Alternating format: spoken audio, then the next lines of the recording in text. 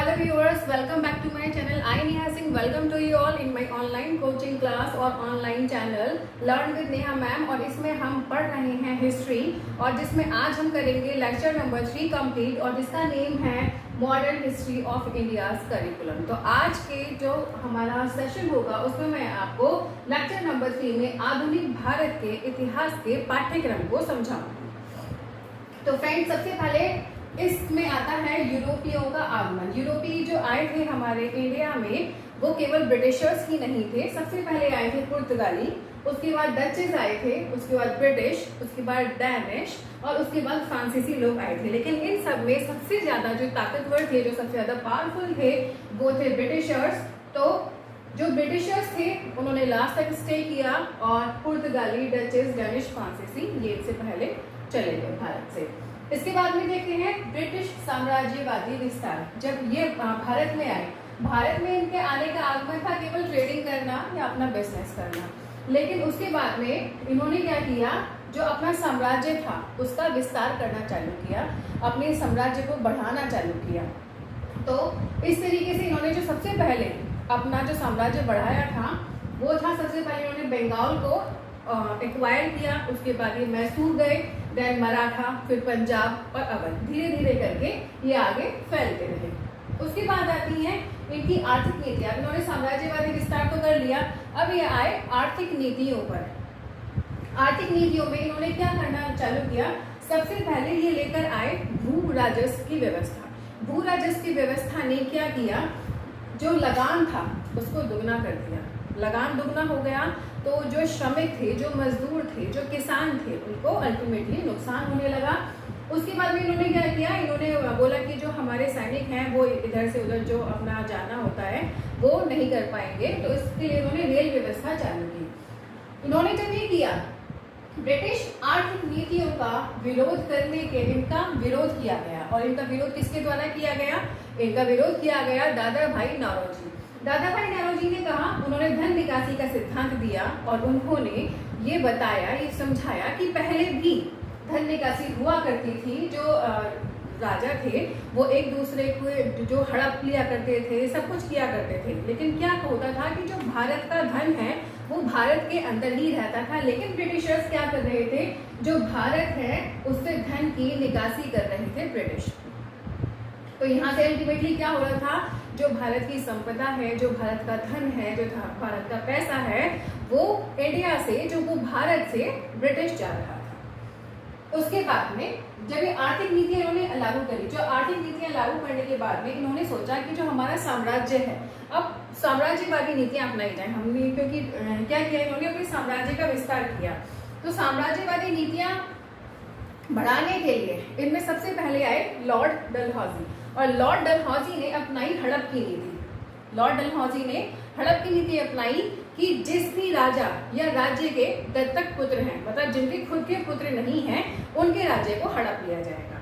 आपने नाम सुना होगा रानी लक्ष्मीबाई। बुंदेले हर बोलों के मुंह, हमने सुनी कहानी थी, खूब लड़ी मर्दानी, वो तो झांसी वाली रानी थी। ऐसे ही थोड़ी ना झांसी वाली रानी इनके विरोध में आ गई थी। इन्होंने उनके क्षेत्र को हड़प लिया था। लखनऊ से बेगम हजरत महल, उनके क्षेत्र को भी इन्होंने एक्वायर कर लिया था। तब जाकर 1857 का विद्रोह हुआ था। इसके बाद आते हैं लॉर्ड वेलेस्ली। लॉर्ड वेलेस्ली एक और नई चीज लेकर आए, ये लेकर आए सहायक संधि प्रणाली। सहायक संधि प्रणाली में क्या था, इन्होंने एक जो डॉक्यूमेंट्स थे, दस्तावेज थे, वो तैयार किए और वो सभी जो राजा थे उनको भेज दिए गए और उनसे कहा गया कि इस पर हस्ताक्षर करो और हमारी अधीनता को स्वीकार करो। हमारी ब्रिटिश सेना जो है वो आपके जो आपका क्षेत्र है उसमें रहेगी, उसका सारा खर्चा भी आप ही वहन करेंगे। प्लस आपको किसी भी क्षेत्र को विस्तार करने का अधिकार नहीं है, आप अपने क्षेत्र को विस्तार नहीं कर सकते, आप युद्ध नहीं कर सकते हैं, वरना हम कठोरता से दमन करते हुए जो आपके क्षेत्र हैं उनको ले लेंगे, उनको एक्वायर कर लेंगे। ठीक है, तो उसके बाद क्या है, जब इन्होंने प्रशासनिक नीतियां अपनाई तो हैदर अली, टीपू सुल्तान, इनके क्षेत्र को एक्वायर कर दिया गया। नहीं माने टीपू सुल्तान, उन्होंने कहा कि हम स्वतंत्र हैं, हम आपकी जो अधीनता है उसको क्यों स्वीकार करें, हम आपकी अधीनता को स्वीकार नहीं करेंगे। तो जो मेन मोटे मोटे चैप्टर्स हैं वो ये आपके 4 हैं। सबसे पहले यूरोपियों का आगमन, वो किस तरीके से आए। सबसे पहले पुर्तगाली आए थे, देन डचेस आए थे, उसके बाद ब्रिटिशर्स आए थे, उसके बाद डैनिश आए थे और उसके बाद आए थे फ्रांसीसी। उसके बाद में साम्राज्य, इन्होंने अपने साम्राज्य का विस्तार किया। बिजनेस तो इन्होंने किया ही किया, यहाँ पे इन्होंने अपने साम्राज्य को भी विस्तारित किया। सबसे पहले इन्होंने बंगाल को एक्वायर किया, उसके बाद मैसूर को, उसके बाद मराठा, उसके बाद पंजाब, देन उसके बाद में जब इन्होंने साम्राज्य को विस्तार कर लिया तो इन्होंने आर्थिक नीतियां भी अपनाई। अब धन कहाँ से मिलता? साम्राज्य का विस्तार करने का मेन मोटो क्या था? मेन मोटो था जो धन था इंडिया से उसको एक्वायर करना और बाहर भेज देना। उन्होंने भू राजस्व व्यवस्था लगाई, रेल व्यवस्था लगाई, इसका विरोध भी किया गया। उसके बाद में इन्होंने साम्राज्यवादी नीतियां अपनाई, जिसके तहत इन्होंने लॉर्ड डलहौजी और लॉर्ड वेलेस्ली को भेजा। लॉर्ड डलहौजी ने हड़प की नीति अपनाई और लॉर्ड वेलेस्ली ने सहायक संधि प्रणाली अपनाई। नेक्स्ट आते हैं हम ब्रिटिश प्रशासनिक नीतियों पे। अब अंग्रेजों को लगा कि ये सब तो हो गया, अब हमें प्रशासनिक नीतियां लानी चाहिए। अब प्रशासनिक नीतियों में क्या हुआ, तो इसमें हमारा नेक्स्ट टॉपिक है ब्रिटिश प्रशासनिक नीतियां। ये हमारा 5th टॉपिक बनता है। इसमें सबसे पहले लेकर आए सिविल सेवकों को। अब सिविल सेवक क्या चीज है, ये सभी आप लोग सभी जानते होंगे। इन्होंने बोला भारत में होना चाहिए प्रशासनिक अधिकारी, एक IAS होना चाहिए जो प्रशासन को संभाले। तो इन्होंने क्या किया, लंदन में स्थित है बोर्ड ऑफ डायरेक्टर, लंदन से ही किसी न किसी व्यक्ति को ये चुन लेते और भारत में उसको भेज देते थे कि जाओ संभालो। अब जब देखा प्रशासन का काम कि केवल इस चीज से काम नहीं चलेगा, तो ये लेकर आए पुलिस व्यवस्था। तो सबसे पहले ये क्या लेकर आए, ये लेकर आए प्रशासनिक अधिकारी।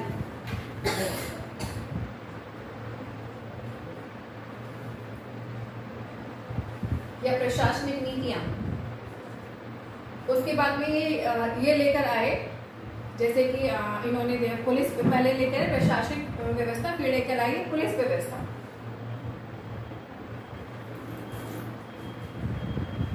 अब पुलिस व्यवस्था भी अपना सही काम कर रही है। पुलिस व्यवस्था जो है वो अपना अच्छा काम कर रही है। इन्होंने देखा कि पुलिस भी अपना काम अच्छे से कर रही है और जो प्रशासनिक अधिकारी है ये भी अपना काम अच्छे से कर रहे हैं, लेकिन इनमें भी कुछ ऐसा कि कोई रिश्वतबाजी ना हो या कोई ऐसी चीजें हो सकती हैं। तो फिर उसके बाद में ये लेकर आए हैं न्यायिक व्यवस्था। इसके बाद में आती है न्यायिक व्यवस्था।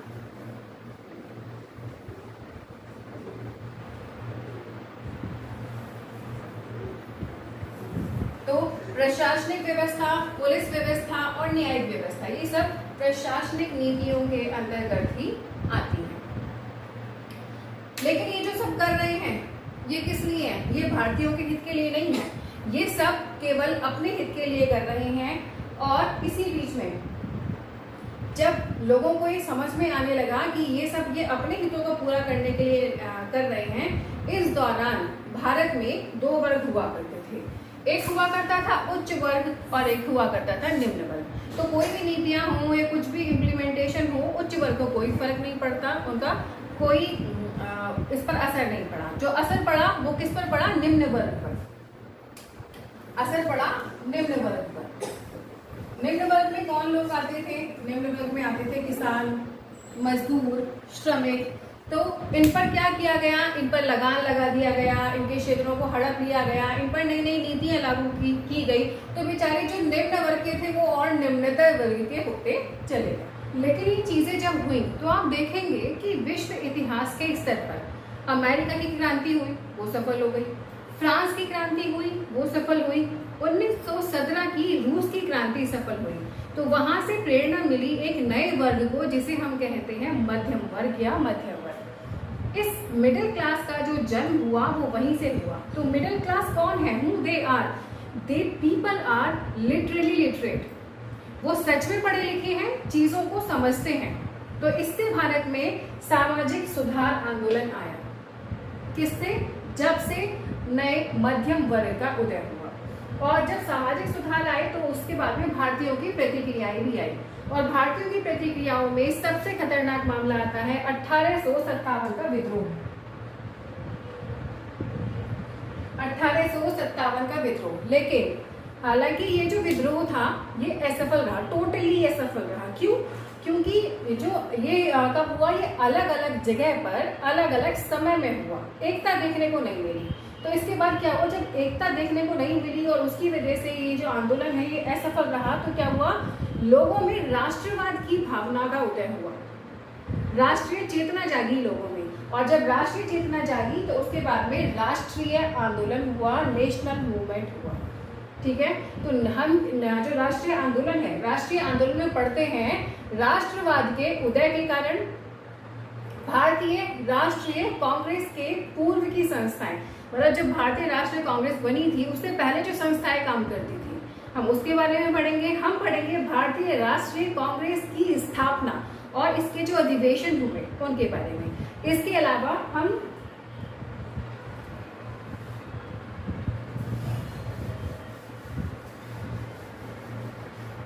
हम पढ़ेंगे भारतीय राष्ट्रीय कांग्रेस के आंदोलन के चरण,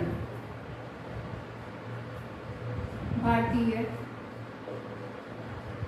राष्ट्रीय कांग्रेस के आंदोलन के चरण।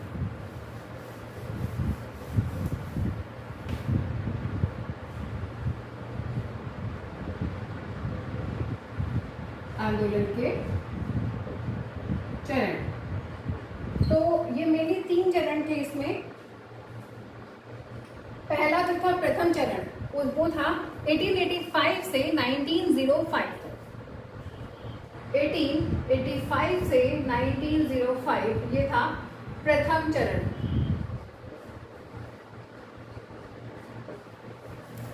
ये था प्रथम चरण, इसको हम उदारवादी चरण भी कहते हैं। मतलब इसमें आसानी से आप रिक्वेस्ट कर रहे हैं, आपकी बातों को मान लिया जाता है, तो ये नरम दल वालों की तरफ से था। उसके बाद में आया द्वितीय चरण। जो द्वितीय चरण था उसकी टाइमिंग थी 1905 से 1919, ये था द्वितीय चरण। ये उदारवादी ना होकर उग्रवादी था कि आप कब तक रिक्वेस्ट करोगे, आप कब तक अपनी चीजों को मनवाने के लिए बार बार रिक्वेस्ट करते रहोगे, वो कभी रिजेक्ट होंगी और कभी उनको मान लिया जाएगा। तो इधर आ गए थे उग्रवादी, जिनको उग्रवादी कहा गया था, उग्रवादी की संज्ञा दी गई थी। उसके बाद में आता है तीसरा चरण जो 1919 के बाद से 1947 तक चला था, उसको कहा जाता है तृतीय चरण, और ये था गांधीवादी चरण।